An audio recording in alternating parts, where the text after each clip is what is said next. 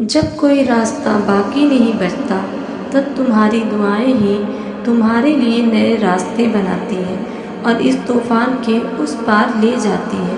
تم جو خواب دیکھتے ہو نا، ان کی تعبیر تمہاری دعائیں ہی لکھتی ہیں۔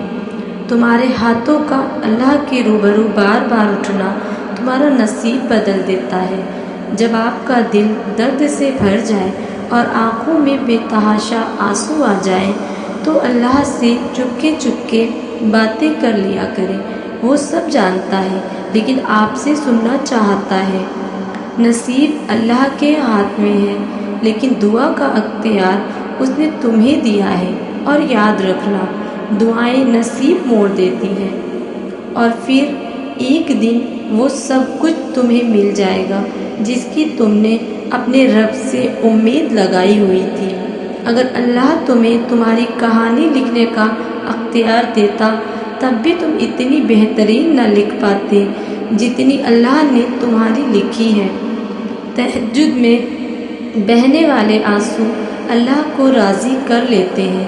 جو کہانی اللہ کے سپرد کر دی جاتی ہے اس کہانی کا اختتام کبھی بھی اداس نہیں ہوتا۔ تم اس کی ذات پر توکل رکھو اور صبر سے انتظار کرتے رہو اور وہ تمہاری دعاؤں کو رد کر دے، ایسا تو ممکن ہی نہیں۔ تم اللہ سے رو رو کر فریاد کرو اور وہ تمہاری خالی ہاتھ موڑ دے، ایسا تو ممکن ہی نہیں۔ جب انسان بچوں کی طرح اللہ کو اپنی من پسند چیز کے لیے مناتا ہے، تڑپ سے گڑ گڑاتا ہے تو وہ مان جاتا ہے۔ اسے اپنے بندوں کی یہ معصومیت بھری ادا بہت پسند ہے۔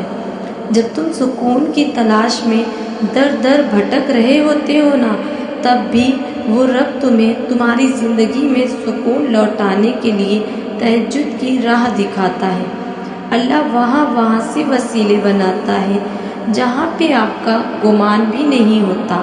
اللہ کا جتنا شکر ادا کیا جائے کم ہے۔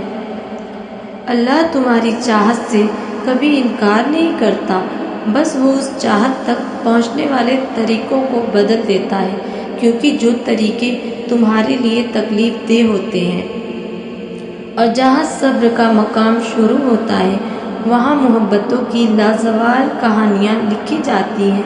پھر اس کا کن ہوتا ہے اور ہر مشکل آسان ہو جاتی ہے۔